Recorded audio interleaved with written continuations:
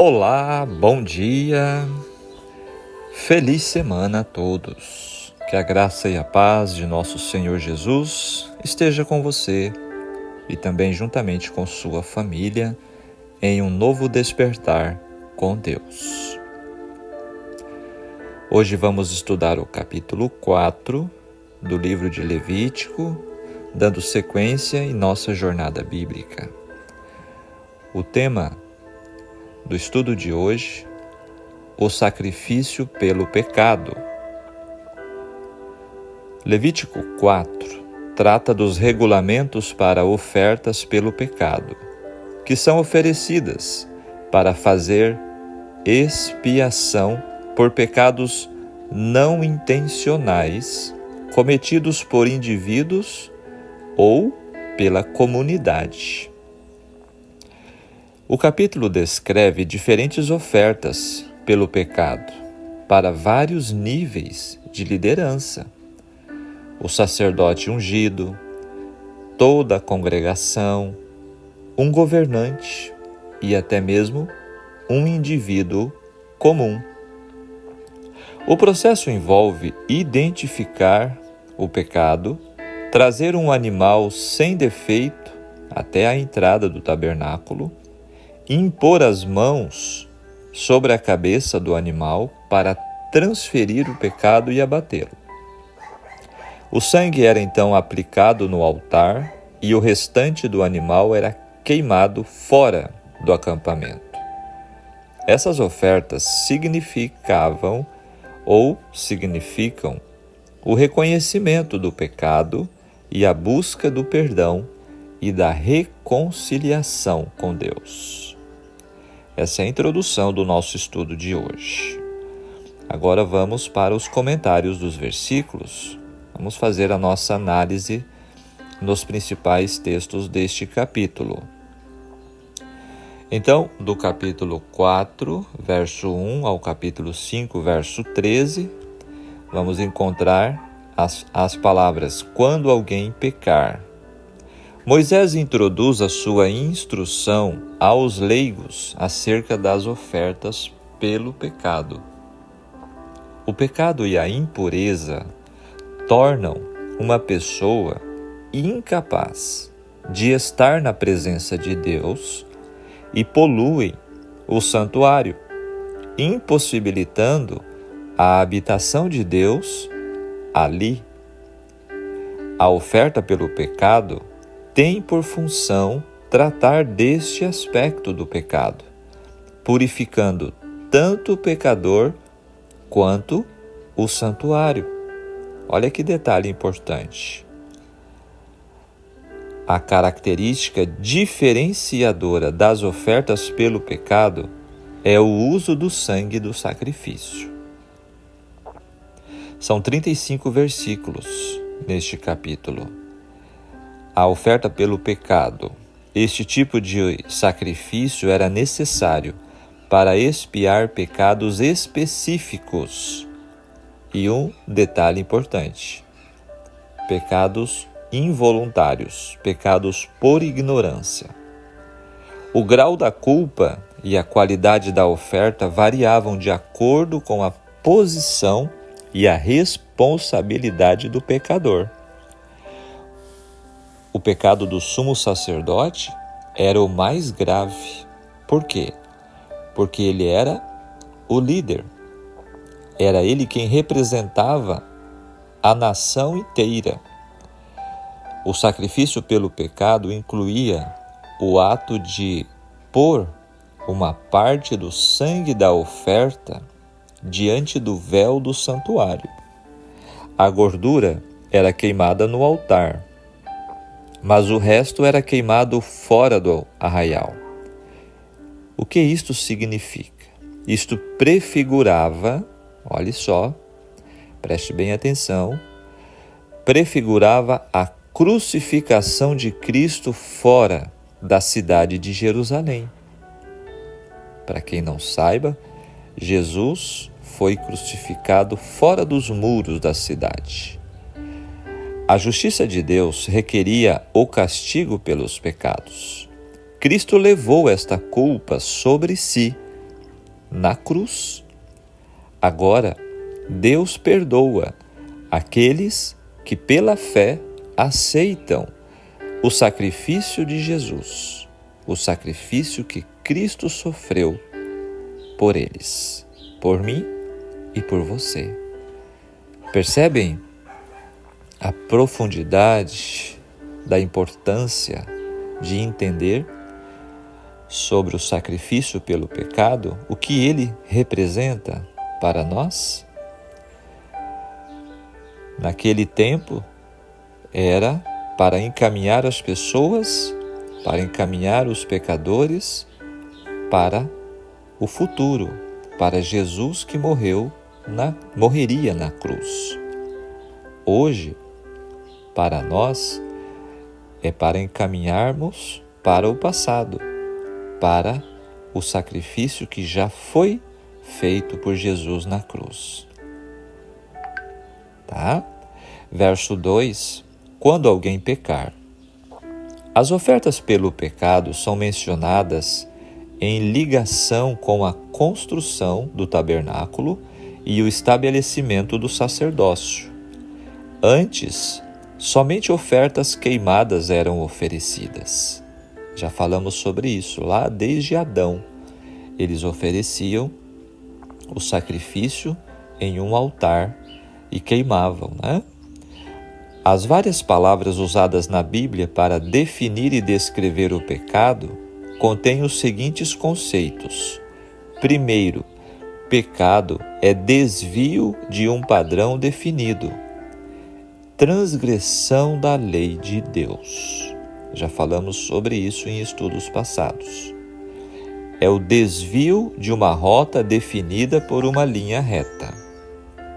Segundo, pecado é não alcançar, é falhar em atingir o alvo da perfeição.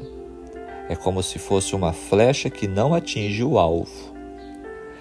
Terceira consideração, pecado é desobediência, possível quando se conhece e se transgride a lei. E quarta consideração sobre o pecado é uma ofensa contra Deus. A pessoa pode pecar contra o próximo, mas a primeira e maior ofensa é contra Deus. Por isso, a confissão deve ser feita primeiramente a Deus. Todo o santuário, incluindo os equipamentos, sacerdócio e ritual, dizia respeito ao pecado. Os serviços se voltavam para a desobediência humana e a necessidade de salvação. Não fosse o pecado, não haveria necessidade de um altar sobre o qual as vítimas eram colocadas. Não haveria morte de animais, nem derramamento de sangue e nem ministério de expiação. Sem dúvida, haveria um lugar onde se pudesse encontrar a Deus, mas o serviço seria de natureza diferente. A malignidade do pecado não está necessariamente e nem somente no ato praticado. O mesmo pecado, cometido por pessoas diferentes, não é igualmente pecaminoso. A luz sempre traz responsabilidade. Um pecado idêntico, cometido por uma pessoa ignorante e por alguém altamente civilizado, deve ser considerado e julgado, em cada caso, de um ponto de vista diferente. Vou abrir um parêntese aqui,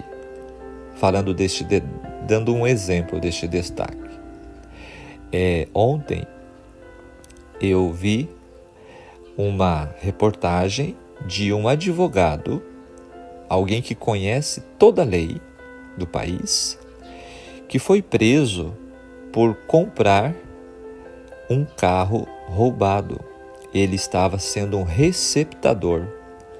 Um carro de luxo, caríssimo, chegou em um caminhão e a polícia estava já esperando quem seria o receptador. E para surpresa de todos, se tratava de um advogado. É o que está falando aqui. A luz sempre traz responsabilidade. Ok? Deus leva todas as coisas em consideração e mostra neste capítulo de hoje que faz provisão para isso. Deste modo, há certa gradação nas penalidades impostas por pecados cometidos por pessoas que ocupam diferentes posições. O que recebeu luz tem mais responsabilidade. Neste capítulo, 4 tipos de transgressores são considerados e cada um é tratado de acordo com a sua posição. O pecado de uma pessoa importante afeta mais pessoas do que o de uma menos importante, e por isso sua falta deve ser tratada com mais severidade. Falando sobre pecar sem intenção ou pecar por ignorância. Já aconteceu de você fazer algo de errado e só se perceber mais tarde? Apesar de seu pecado não ter sido intencional, saiba que ele continua sendo pecado. Um dos propósitos das ordens divinas era fazer com que os israelitas se preocupassem com seus pecados não intencionais para que não os repetissem e que pudessem ser perdoados por eles.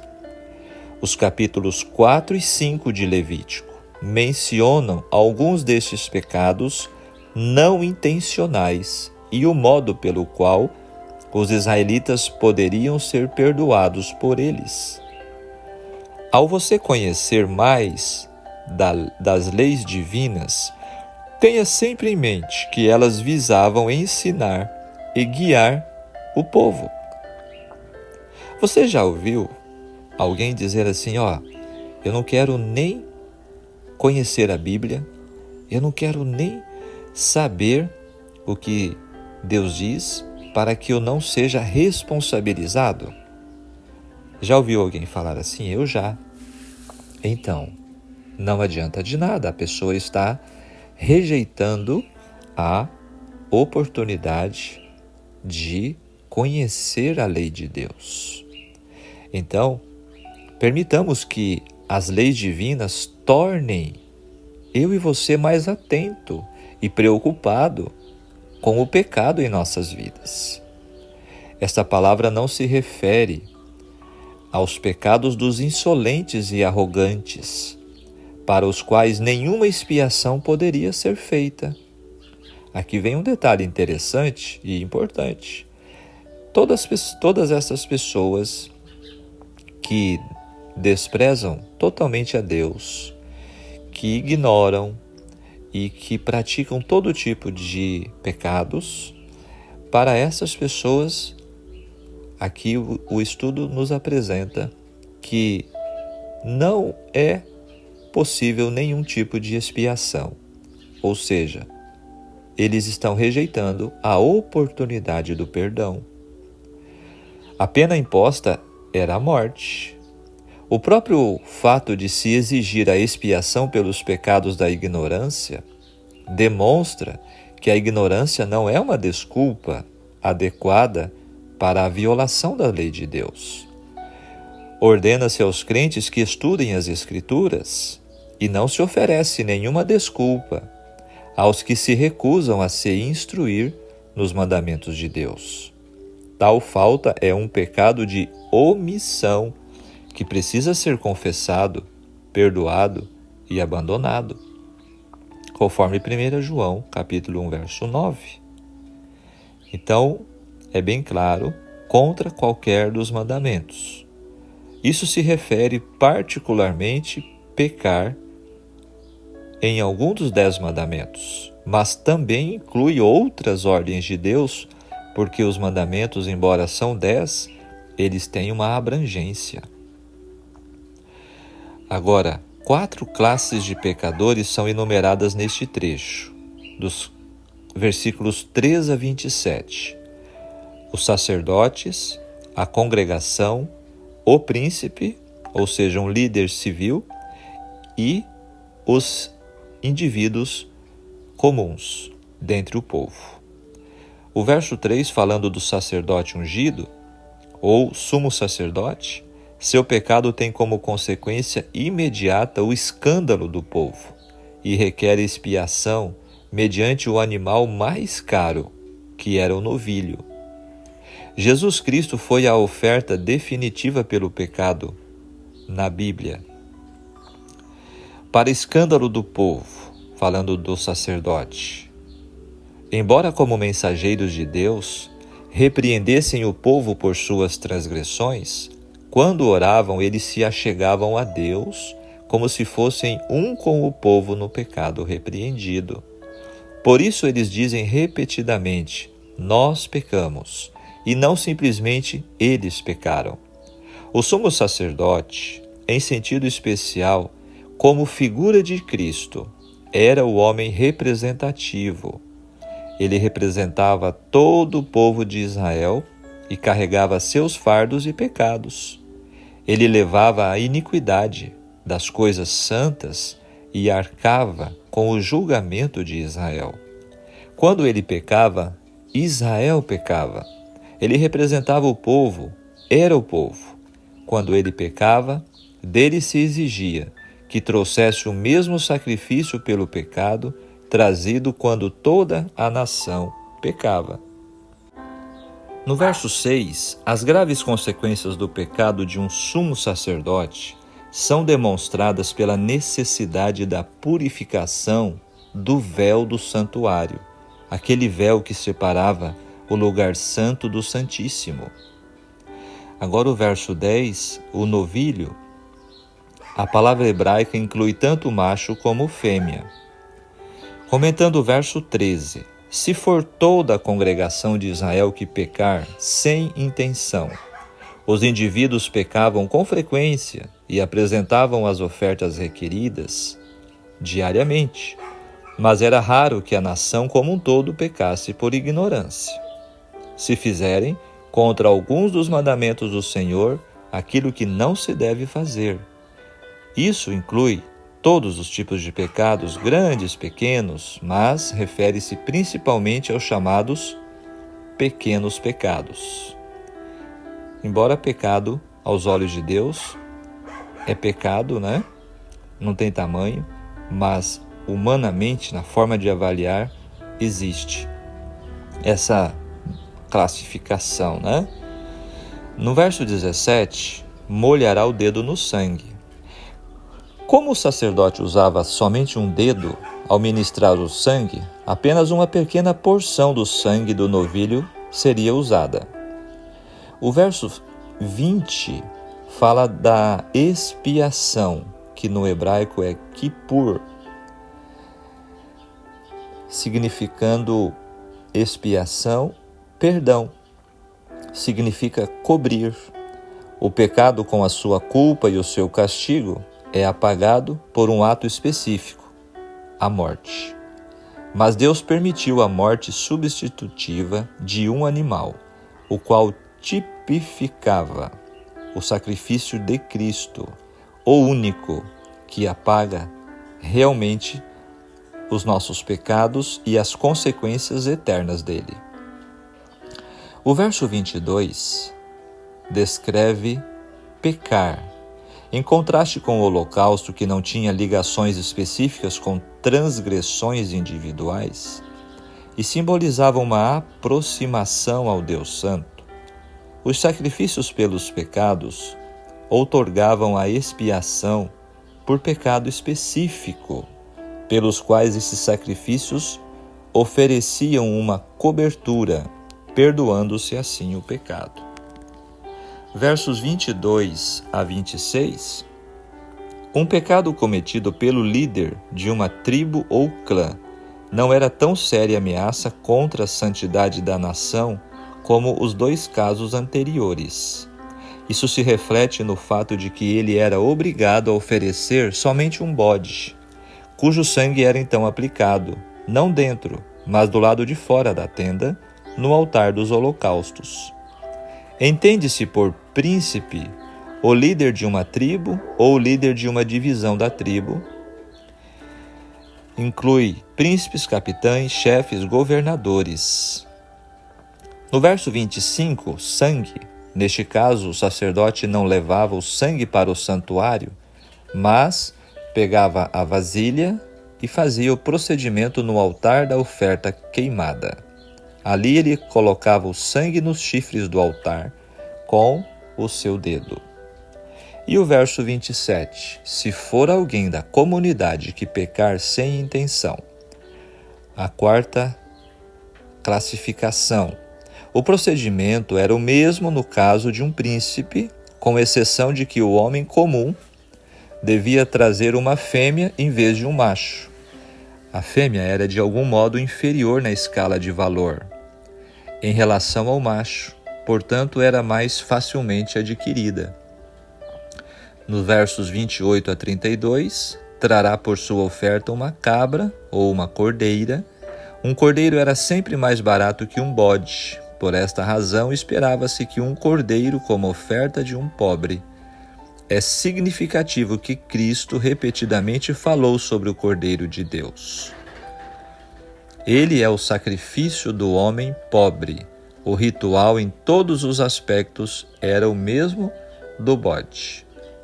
E o verso final, 35. Novilho, bode, cabra, cordeiro, cordeira. Uma provisão para uma escala graduada com relação ao valor das ofertas prescritas. Reflete tanto a justiça quanto a misericórdia de Deus. Em primeiro lugar, o valor do sacrifício apresentado se determinava pelo grau de responsabilidade do pecador. E em segundo, por sua disponibilidade de prover uma oferta. Estes comentários estão no volume 1, Comentário Bíblico Adventista, página 791. Agora vamos para o complemento do Espírito de Profecia, falando sobre os únicos casos que eram considerados na oferta pelo pecado.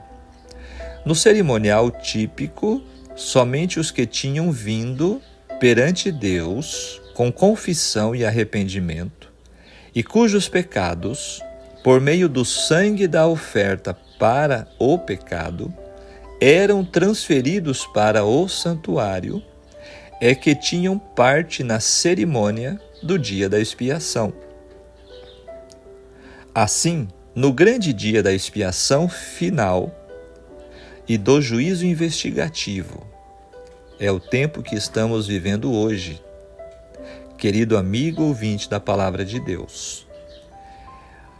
Os únicos casos a serem considerados são os do professo povo de Deus, aqueles que recebem a Jesus como Salvador pessoal, que confessam e abandonam os seus pecados. Se arrependem, confessam e abandonam. O julgamento dos ímpios, daqueles que desprezam a oportunidade do perdão, constitui uma obra distinta e separada e ocorre em ocasião posterior. O apóstolo Pedro, na primeira carta, capítulo 4, verso 17, escreveu o seguinte: é tempo que comece o julgamento pela casa de Deus, ou seja, pela igreja, pelo povo de Deus. E se primeiro começa por nós, qual será o fim daqueles que são desobedientes ao Evangelho? É a pergunta que Pedro faz. Os livros de registro no céu, nos quais estão relatados os nomes e ações dos homens, devem determinar a decisão do juízo. Diz o profeta Daniel: assentou-se o juízo e abriram-se os livros. O escritor do Apocalipse, descrevendo a mesma cena, acrescenta: abriu-se outro livro, que é o da vida, e os mortos foram julgados pelas coisas que estavam escritas nos livros, segundo as suas obras. Apocalipse capítulo 20, verso 12. O livro da vida contém os nomes de todos os que já entraram para o serviço de Deus. Jesus ordenou a seus discípulos, em Lucas 10, verso 20, alegrai-vos antes por estarem os vossos nomes escritos nos céus. Paulo fala de seus fiéis cooperadores em Filipenses capítulo 4, verso 3, cujos nomes estão no livro da vida.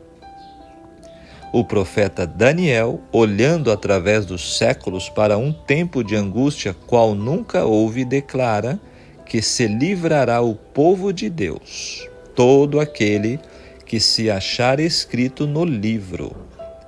E o profeta João, no Apocalipse, capítulo 21, verso 27, diz que apenas entrarão na cidade de Deus aqueles cujos nomes estão inscritos no livro da vida do Cordeiro.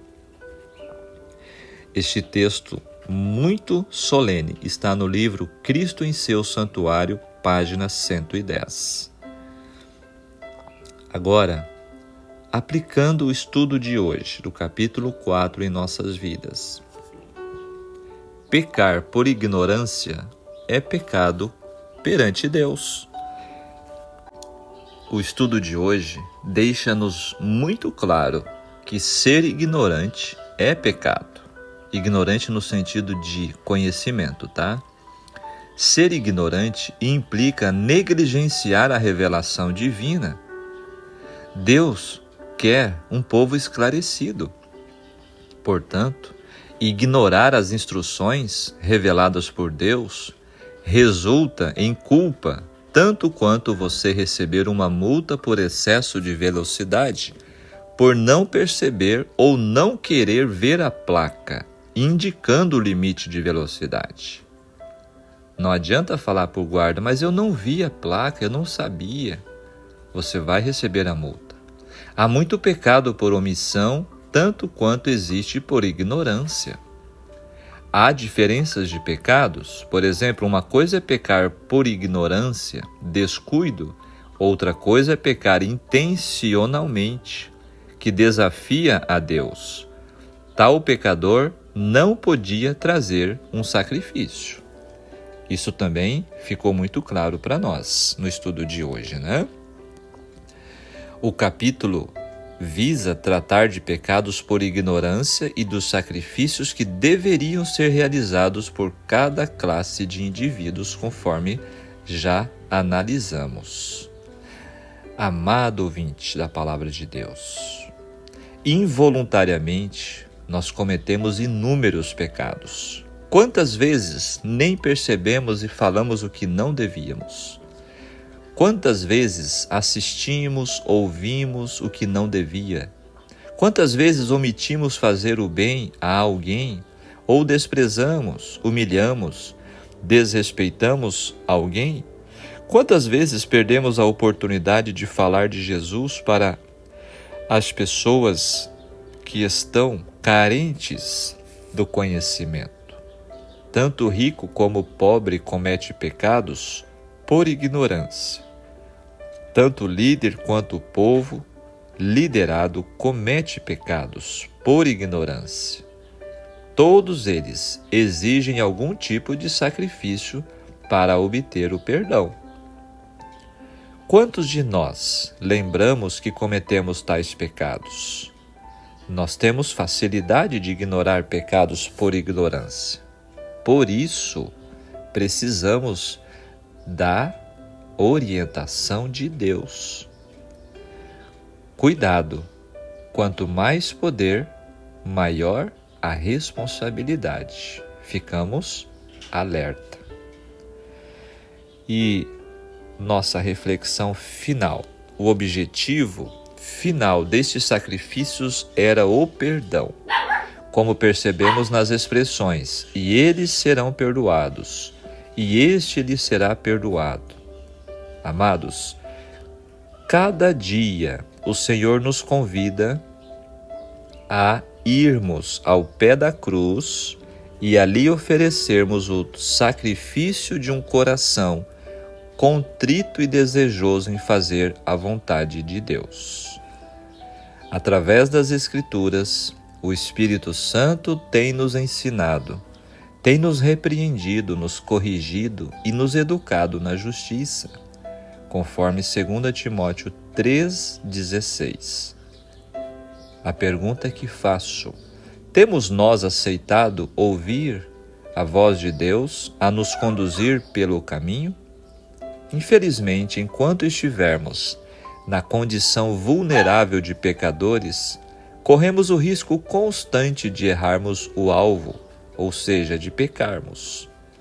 Mas para todo filho e toda filha de Deus que diariamente dedica sua vida no altar do Senhor, há uma maravilhosa notícia. Ora, capítulo 17, verso 30 de Atos. Não levou Deus em conta os tempos da ignorância. Agora, porém, notifica aos homens que todos, em toda parte, se arrependam. É isso que eu e você precisamos, todos os dias. Arrepender-se, confessar e abandonar o pecado. Conclusão: Cristo Jesus está de braços abertos para nos receber e interceder pelos nossos pecados. Interceder por nós, para pagar os nossos pecados. Enquanto a graça ainda nos está disponível, corramos ao encontro daquele que já realizou por nós o perfeito sacrifício. O fato do Senhor não levar em conta os tempos de ignorância não significa que devemos permanecer ignorantes, mas que diligentemente, como herdeiros do reino eterno, devemos seguir os passos daquele que sofreu em nosso lugar. Pois diz a palavra de Deus em 1 João 5,18: todo aquele que é nascido de Deus não vive em pecado, antes, aquele que nasceu de Deus, em Jesus Cristo, o guarda e o maligno não lhe toca. Amém? Que Deus seja louvado por sua palavra, né? Pensamento para a nossa reflexão durante esse dia. O perdão propicia satisfação que cura grandes aflições do coração.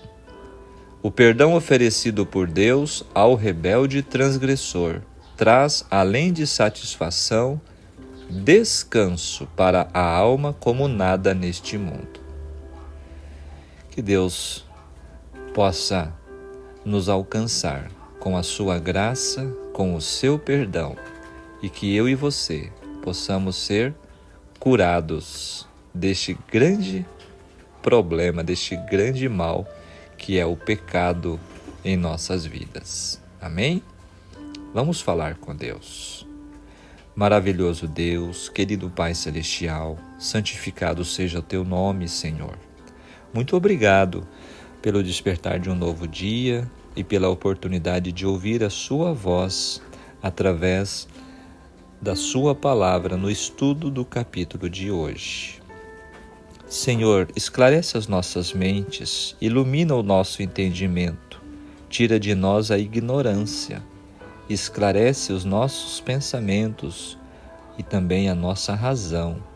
Ajude-nos, Senhor, a seguir os teus caminhos e que possamos, Senhor, nos desviar do mal. Tira de nossa vida, de nossa mente, de nosso coração e pensamento tudo aquilo que mancha a nossa vida diante de Ti, todo o pecado.